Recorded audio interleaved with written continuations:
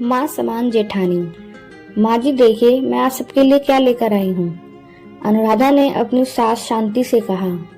अनुराधा सास, ससुर, पति, ननंद, जेठ सबके लिए महंगे कपड़े लेकर आई थी, सिवाय जेठानी शिल्पी के।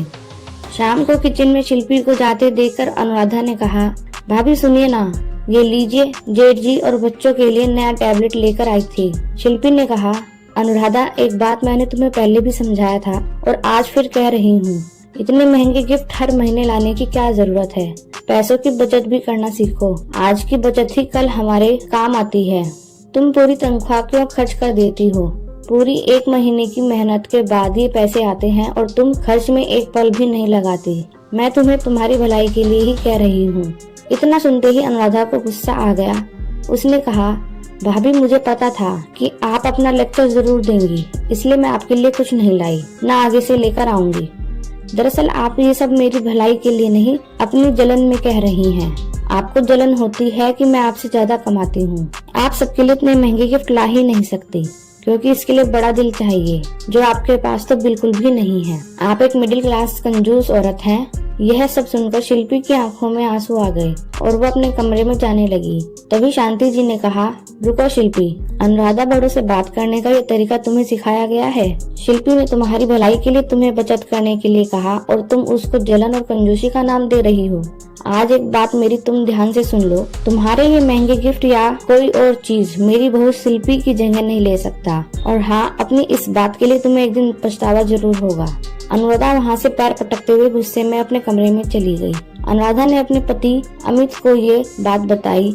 अमित, बुरा मत मानना, लेकिन मैं चाहे कितनी भी कोशिश कर लूं, लेकिन भाभी की जगह कभी नहीं ले सकती, क्योंकि मैंने लव मैरिज की और जेठानी जी माँ जी की पसंद की हुई बहू है।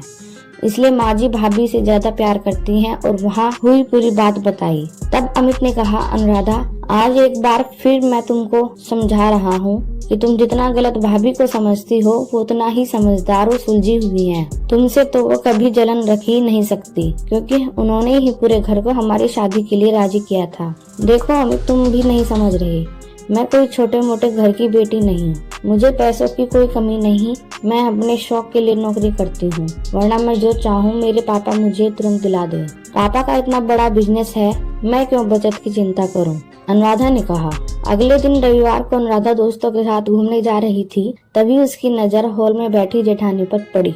उसने गुस्से में अपना पर्स उठाया और फोन हॉल की टेबल पर ही भूल गई। शिल्पी ने आवाज देनी चाही तो शांति जी ने रोक लिया। कहा, जाने दो, वैसे भी एक फोन है उसके पास, अभी आवाज दोगी तो बेकार में नाराजगी झेलनी पड़ेगी। शिल्पी ने कहते हुए जैसे ही फोन रखा, देखा तो अनुराधा के फोन पर उसके भाई का फोन आ रहा था। शिल्पी ने फोन उठाकर बोलना चाहा तो तभी उसने बिना आवाज सुने रोते हुए बताया कि दीदी जल्दी अस्पताल आ जाओ, पापा को अस्पताल लेकर जा रहे हैं। कहते हुए फोन रख दिया। शिल्पी के साथ पूरा परिवार अस्पताल पहुंचा। वहां जाकर पता चला कि उनके पार्टनर ने उन्हें धोखा दे दिया और धोखे से सब कुछ अपने नाम कर लिया। अनुराधा का भाई राहुल मुंह पर हाथ रखकर बेंच पर बैठा रो रहा था। तभी शिल्पी ने उसके सिर पर हाथ रखते हुए कहा, राहुल क्या बात है, अपनी बड़ी बहन को नहीं बताओगे? राहुल आश्चर्य से शिल्पी को देखने लगा और सारी बात बताई कि अभी पैसे जमा नहीं किए तो डॉक्टर इलाज नहीं करेंगे। मुझे और माँ को पापा ने पैसों की कभी डिटेल नहीं बताई। अभी हमारे पास इतने पैसे भी नहीं हैं और अनुराधा भी फोन नहीं उठा रही। मुझे लगा वो ही आएंगी। शिल्पी ने कहा, लाओ मुझे बिल दो और तुम आंटी के पास जाओ, मैं अभी आती हूँ। और जाकर काउंटर पर पैसे जमा किए। अनुराधा ने फोन पर अपने भाई के इतने सारे मिस कॉल देखकर परेशान हो गई। तभी उसको राहुल का मैसेज रिसीव हुआ, जिसमें उसने लिखा था कि दीदी पापा की हार्ट सर्जरी हो रही है, अर्जेंट पैसे चाहिए। और उसने उस मैसेज में पूरी बात लिख के बताई। अनुराधा भागते हुए अस्पताल पहुँची। तब तक ऑपरेशन हो चुका था। वहाँ सिर्फ अमित और राहुल मौजूद थे। अनुराधा रोए जा रही थी। तब अमित ने कहा, अनुराधा घर चलो, अभी पापा को आईसीयू में रखा है, अब कल सुबह ही मिलना हो पाएगा। अनुराधा ने अमित से कहा, अमित मुझे राहुल से 1 मिनट कुछ बात करनी है। हाँ ठीक है, करके आ जाओ, मैं कार में बैठा हूँ। अनुराधा ने राहुल से कहा, राहुल तूने पैसों का इंतजाम कहाँ से किया? क्या अमित से लिए या मेरे ससुराल वालों से? उनको तूने सारी बातें बता दी क्या? अनुराधा मन ही मन सोच रही थी कि अब उसको हमेशा ताने सुनने पड़ेंगे और इनके पास होंगे तो भी ये लोग मदद नहीं करेंगे। सासू माँ ने पहले ही कह दिया था। तब राहुल ने कहा, नहीं दीदी, सिर्फ शिल्पी दीदी को ही बात पता है और उन्होंने ही अस्पताल के पैसे दिए बिना किसी को बताए। दीदी वो तो बहुत अच्छी हैं, डॉक्टर से बात की और बिना किसी शोरगुल के मदद की।